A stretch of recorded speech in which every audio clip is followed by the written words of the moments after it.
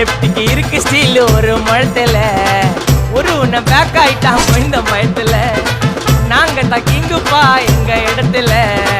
மாலை மாட்டிடுவோம் போட்டா படத்துல பேப்பர் நியூஸ்டா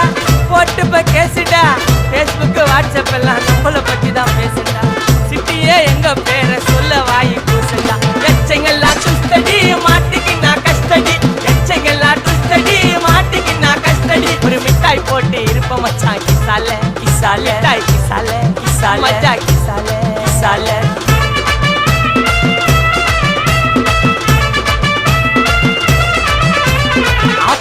அச்சு விட்டு சொல்லவா இருப்பேன்